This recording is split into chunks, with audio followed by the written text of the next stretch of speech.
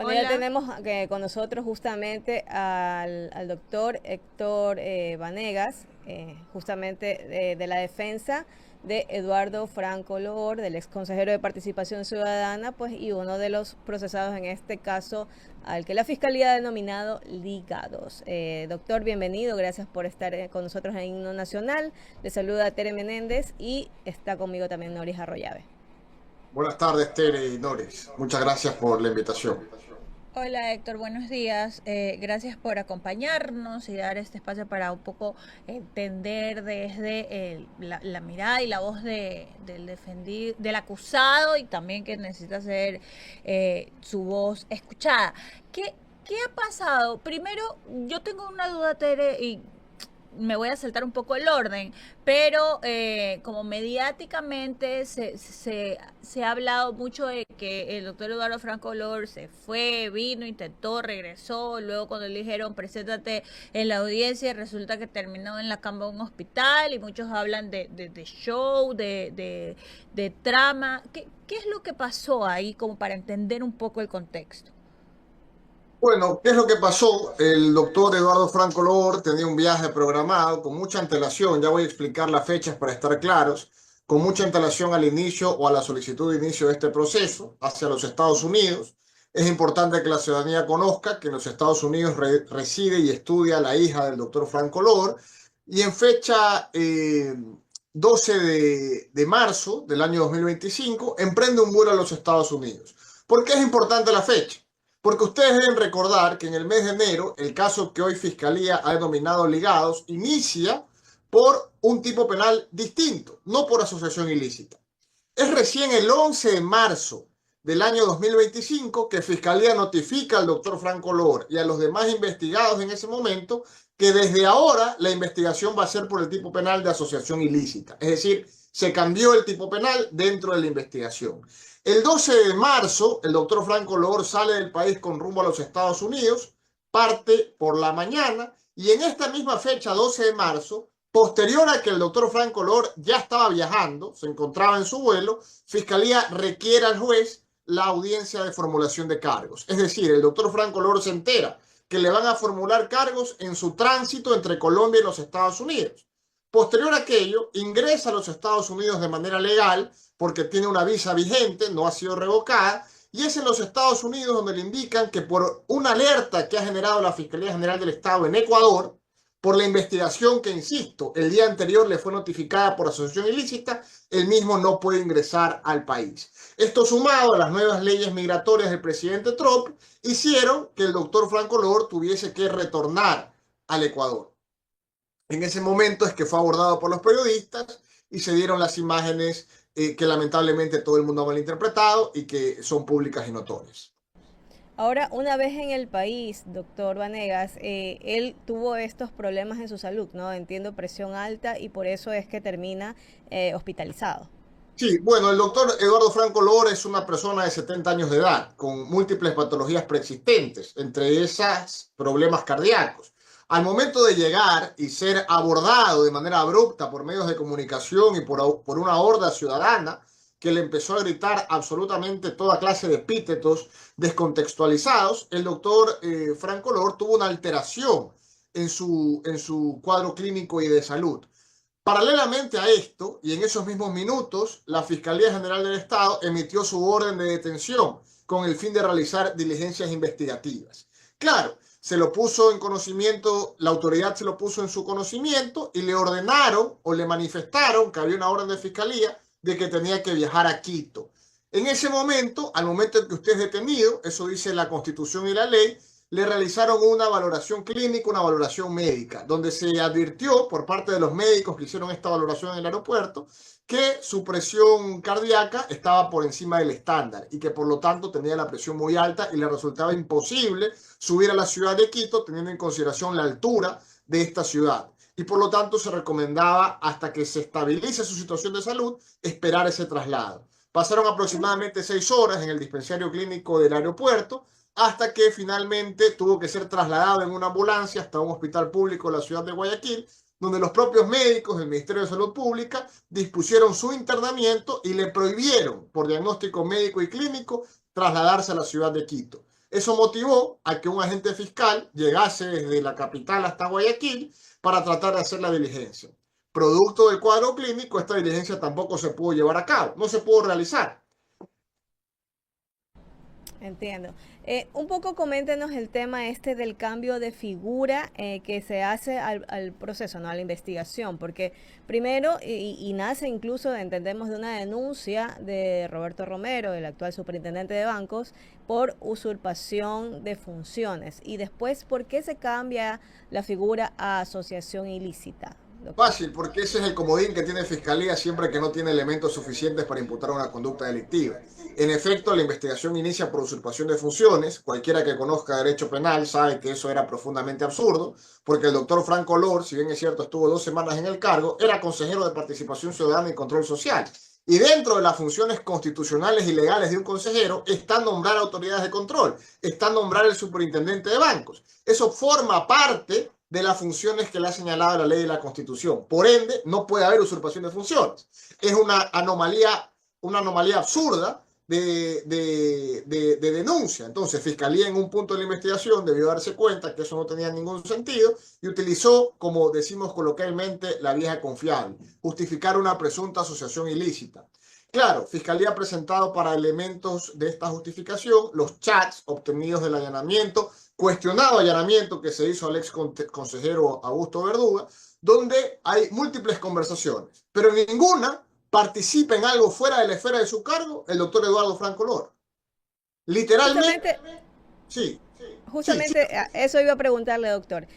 Ahí se mostraron una serie de conversaciones, de chats en la audiencia y según decían con seudónimos cada uno de los participantes y le atribuían el nombre de justiciero al doctor Franco Loor.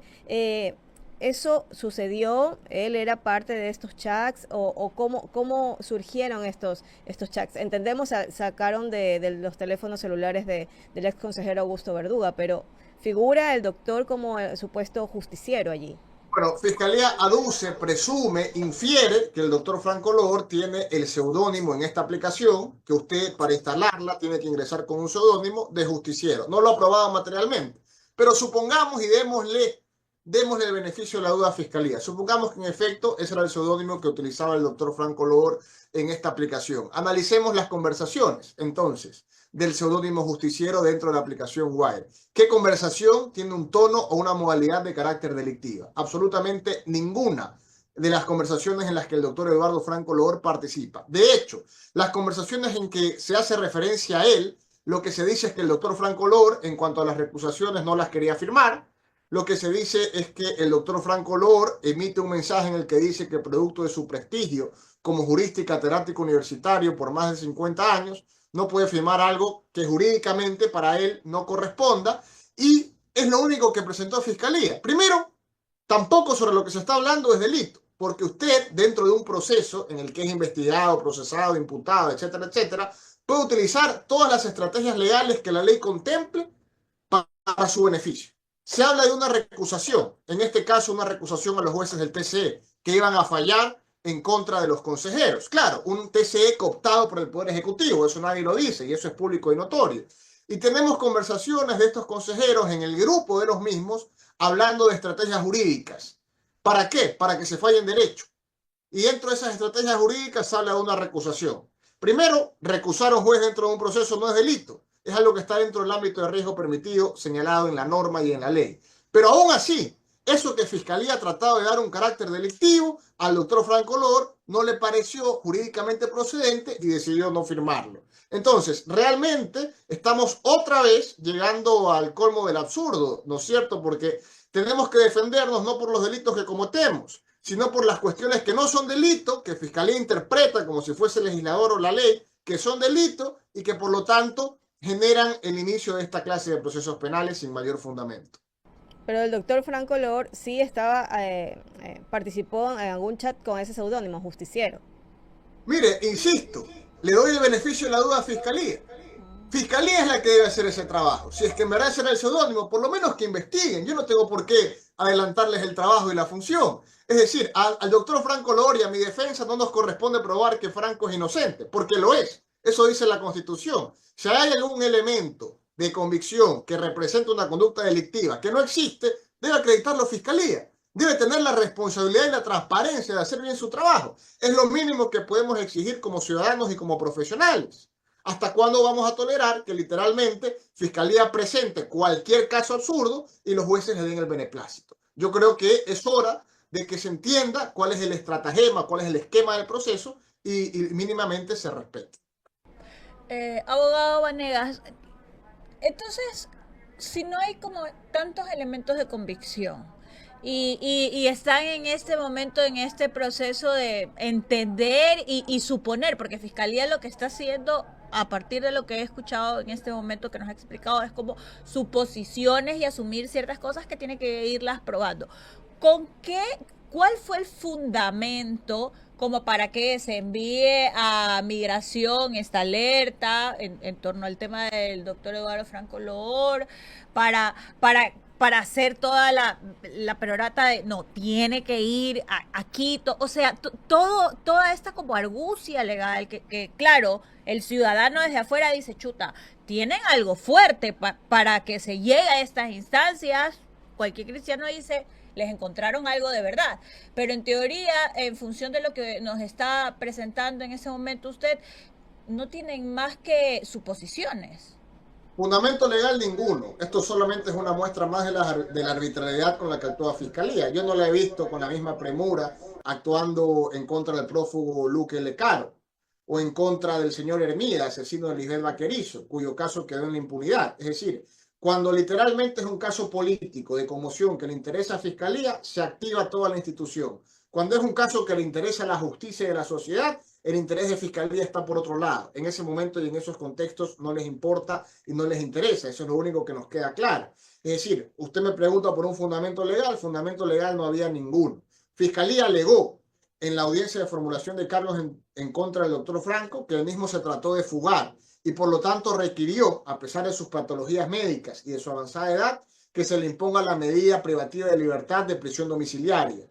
Esto es lo que pidió Fiscalía. En el proceso yo acredité que desde el 22 de febrero del año 2025 el doctor Franco ha comparecido a la Fiscalía General del Estado, ha requerido ser escuchado, ha requerido rendir su versión, ha requerido ejercer su derecho a la defensa y aportar sus descargos en el proceso, y es la misma Fiscalía la que le ha negado esas peticiones. ¿Por qué? Parece que a Fiscalía no le gusta que los procesados ejerzan su derecho a la defensa. Entonces, ¿cómo una persona que ha comparecido y que ha estado presente en el proceso y que ha sido la misma persona la que ha pedido rendir su versión, puede tratar o puede entenderse que trató de evadir la justicia? Estos son los argumentos que valoró el juez, los elementos procesales, no los de la justicia paralela que se trató de imponer en redes sociales o medios de comunicación, y por ende negó la petición de Fiscalía, aceptó la petición de esta defensa y permitió que el doctor Franco se defienda en libertad, con presentaciones periódicas cada 15 días.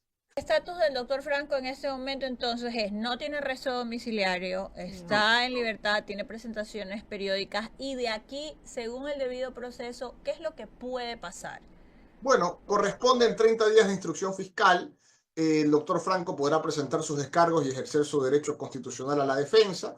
Por lo pronto, los únicos elementos de convicción sobre los que se fundamenta la acusación de Franco Loor son haber votado dentro de un cuerpo colegiado, como es el Consejo de Participación Ciudadana, a favor de una resolución del 22 de enero del año 2025, en la que, acogiendo o interpretando una sentencia de la Corte Constitucional, se designó como superintendente de bancos al señor Raúl González. 2 días después de esta resolución, que Fiscalía ha delimitado como el hecho delictivo concreto, 2 días después, la propia Corte Constitucional emite un auto de aclaración y ampliación donde aclara lo que no estaba claro, valga la redundancia, en la sentencia del 22 de enero. Y dice que la situación jurídica consolidada, a pesar de la acreditada vulneración de derechos constitucionales de Raúl González, era la del superintendente Romero Bombúfal, y que por lo tanto era él a quien se debía nombrar. Esto ocurre 2 días después de la resolución del 22 de enero. ¿Y qué es lo que hace el Consejo de Participación Ciudadana ante esta aclaración y ampliación emitida por la Corte Constitucional? Convoca de forma urgente nuevamente el Pleno, una sesión extraordinaria.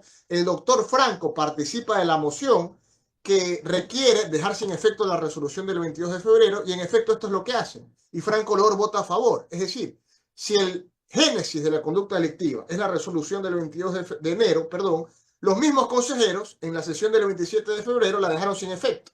Es decir, esa presunta conducta delictiva, que no es delictiva porque está dentro del ámbito del riesgo permitido y dentro de la potestad legal y constitucional de los consejeros, también fue aminorada, fue inexistente, fue paliada por los propios miembros del Consejo, con el mismo voto favorable del doctor Franco Loor. Entonces, como Fiscalía sabe que no tiene caso, aquí el último tema que es curioso, Fiscalía alega que esta presunta e inexistente asociación ilícita se da hasta fecha 22 de enero. ¿Por qué no dicen que el 27, es decir, el lunes, que fue el siguiente día hábil, esa resolución quedó sin efecto? Y que por lo tanto la lesividad de la que habla la Fiscalía nunca existió. Doctor, dos cosas. Importante lo que nos acaba de explicar. Entonces, en función de esta explicación, tampoco debía proceder la destitución que se hizo desde el Tribunal Contencioso Electoral. Una. Dos. En la audiencia, hablando ya puntualmente del caso, del meollo de la investigación, se habla allí de que detrás de esta designación o de devolverle la designación a Raúl González, había pues unos chats ahí, mostraron también como parte de estos argumentos, unos chats que habrían intereses detrás de esa designación. Incluso ahí mencionaron a la candidata a la presidencia. Bueno, hicieron una serie de explicaciones allí. Un poco aclárenos esos dos puntos, doctor. Bueno, sobre lo primero no tiene nada que ver la institución del TCE porque es por un hecho muy anterior que se retrotrae hasta el momento de la campaña para ostentar el cargo de consejeros de participación ciudadana y control social. Es decir, no tenía nada que ver. Lo único relativo a esa institución era la estrategia jurídica que estaban conversando o planeando los consejeros para defender sus intereses legales, algo legal y estrictamente legal. Es decir, lo primero no tiene nada que ver. Lo segundo, los chats. Me imagino que usted se hace referencia al chat que ha circulado en redes sociales en relación al nombramiento del superintendente de bancos y el lavado de activos. Entonces, si es sobre eso la pregunta, yo lo que le recomendaría a todas las personas que están sacando de contexto esa conversación de un consejero que no es mi defendido, dicho sea de paso, que tomen un curso urgente de lectura comprensiva, porque creo que el sentido y el contexto de ese chat es profundamente claro. Se está diciendo que con los intereses o la captación de la superintendencia de bancos, como lo tienen los poderes fácticos en la actualidad, se va a continuar operando el narcotráfico y el lavado de activos. Y que la única manera de combatirlo es con otra tendencia. Eso es una opinión, no es delito. Es decir, emitir opiniones, tener un criterio político, votar por un determinado candidato, no es delito.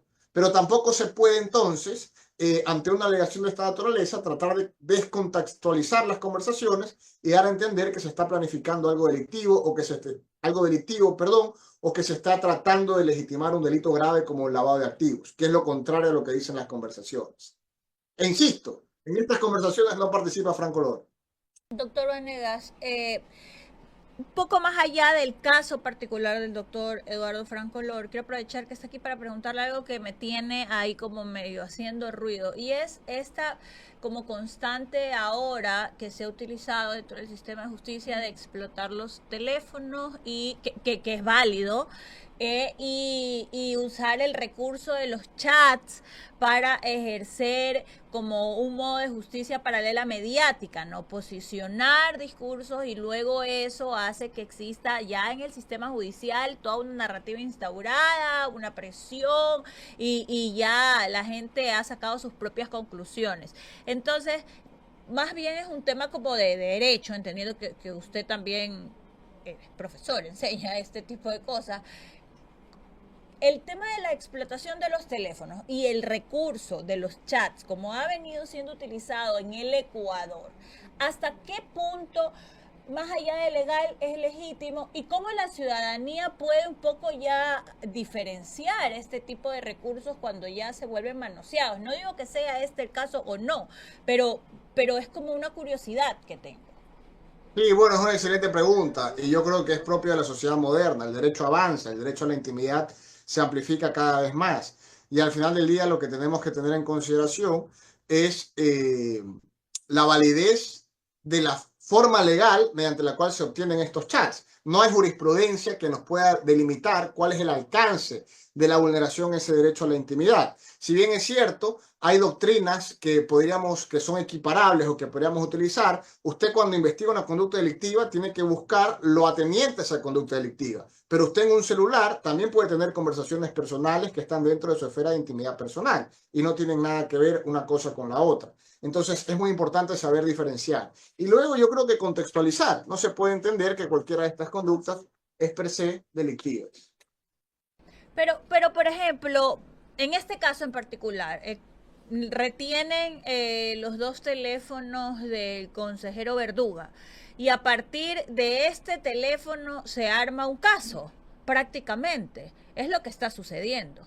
Sí, prácticamente de la malinterpretación de esas conversaciones. Insisto, yo no encuentro en las conversaciones una conducta de carácter delictivo, pero lo que Fiscalía hace es malinterpretar el contexto de estas conversaciones y decir aquí hay un delito, cuando en realidad no lo hay. Y luego, regresemos, pues ahora sí, a la forma en la que se obtuvieron esos celulares. Yo creo que a toda la ciudadanía le quedó clara la forma en que los celulares fueron arranchados de la integridad del consejero Augusto Verduga. Es decir, esto también debe indignarnos porque, insisto, nosotros somos plenamente conscientes de que en un proceso se deben respetar las garantías procesales, pero la omisión del respeto a esas garantías deslegitima todo el proceso. Finalmente, los procesos tienen que ser objetivos. Fiscalía no puede o debe dejar de ser inmediatamente un actor político. Doctor, lo que en su momento decía el ex consejero Verduga, incluso lo tuvimos aquí también con nosotros conectado en entrevista, es que al momento de que acudió Fiscalía con la fuerza pública a hacer este allanamiento a sus oficinas, no le mostraron ningún documento, ninguna orden. Entonces un poco por eso era su resistencia y la forma también como eso se dio, ¿no? Como se dio el allanamiento y que salió a la luz pública a través de un medio de comunicación en particular que tuvo acceso justamente a esa diligencia, el único. Entonces, valiéndose de todo esto y con esta alerta que dio el ex consejero Verduga, ¿podría invalidarse este proceso? Bueno, podríamos en la etapa penal procesal correspondiente analizar cuestiones de legalidad. Por supuesto que sí. Esto se debe analizar al finalizar la instrucción fiscal, previo al inicio de la audiencia evaluatoria y preparatoria de juicio. Son cosas que, insisto, la forma puede atentar contra la legalidad y la validez del proceso. Yo hasta ahora, como veo el análisis que he realizado del proceso, estoy más enfocado en atacar la falta de materialidad de una conducta típica, de una conducta antijurídica, de una conducta delictiva en términos generales. Y obviamente excluir cualquier grado de participación del doctor Eduardo Franco Lor. Es muy importante que se tenga en consideración que no todo aporte causal es per se imputable de una responsabilidad penal, porque hay conductas que están dentro del ámbito del riesgo permitido. ¿Qué quiero decir con esto? Que si uno es consejero, tiene la potestad constitucional de un consejero de participación ciudadana y control social, y toma una decisión correcta o incorrecta, pero en el ámbito de sus competencias y de sus facultades, eso está dentro del margen de riesgo permitido. No hay una erosión del riesgo. Por lo tanto, no hay un bien jurídico que se pone en peligro y por lo tanto no puede haber una adecuación típica. Perdónenme si me pongo técnico, pero eso es lo que está pasando en este caso. Es como que a usted le traten de imputar una conducta delictiva por dar las noticias, que está propio o es propio de su ámbito, de su rol como periodista. No tiene ningún sentido. Bueno, equivalente es la actuación que ha tenido el doctor Franco en este proceso. Entonces lo que nos quiere decir, doctor, también es que después de la decisión que se adoptó, ya con la aclaración que hizo la Corte Constitucional y se reunió nuevamente el Pleno del Consejo y se resolvió designar a Roberto Romero, con eso ya debería haber quedado zanjado el tema. Mire, el Código Orgánico Integral Penal contempla lo que la doctrina denomina el principio de insignificancia. Aquí nuestra Constitución y nuestro Código Penal lo denomina el principio de mínima intervención penal. Es decir, si había una oposición en contra de la resolución del Pleno del Consejo de Participación Ciudadana, que es una resolución que representa un acto administrativo de pleno derecho, que la ley dice, los actos administrativos se presumirán válidos hasta que haya una resolución que declare su nulidad. ¿Eso qué quiere decir? Que la resolución era válida hasta que otro ente administrativo o la justicia contenciosa administrativa declare su nulidad. Ese era el procedimiento correcto. Si había alguna oposición en contra del contenido de esa resolución que contenía, valga la redundancia, la resolución de mayoría de ese cuerpo colegiado. Pero eso no es delito de carácter penal. Nosotros debemos regirnos por un principio de fragmentariedad. No toda omisión a una norma jurídica es per se una omisión de carácter penal. Entonces no se puede malinterpretar, no se puede pisotear la estructura básica del derecho penal. Y esto es lo que está haciendo Fiscalía. Claramente esto es lo que deja entrever el antecedente y contorno político que tiene el inicio de este caso. Y eso es particularmente lo que hay que combatir, porque, insisto, este no es el rol constitucional de Fiscalía. Y esto es algo que debe ser profundamente criticado. Listo, doctor. No sé, Nori, si tengas alguna consulta No, más. me queda claro. Doctor, claro. o sea, en 30 días, aproximadamente a mediados de abril, ya se cierra el tema de la instrucción En fiscal. 90 días. En 90 días, es un proceso ordinario. Ok, 30, abril, mayo, junio, En junio. julio. Exactamente. Listo. Teniendo en consideración desde el día de la formulación de cargos, que fue el 15 de marzo, el 15 de junio, si no hay vinculaciones, cerraría la instrucción fiscal. Y si hay vinculaciones, podría extenderse hasta 120 días. Bueno, ya habrán terminado las elecciones para esa época. Sí, finalmente, digamos, lamentablemente inician el proceso con esta premura a vísperas de un proceso electoral, lo que deja mucho que decir. Así es. Doctor, le agradecemos mucho por habernos acompañado y haber explicado justamente el desarrollo de este caso, pues, y estaremos vigilantes a cómo avanza este proceso. Que tenga una buena tarde de parte de Tere Menéndez de Noris, y bueno, pues invitado nuevamente en algún momento a Himno Nacional para retomar este y otros temas también de coyuntura. Buenas tardes, con mucho gusto, claro que sí. Muchas gracias por la invitación.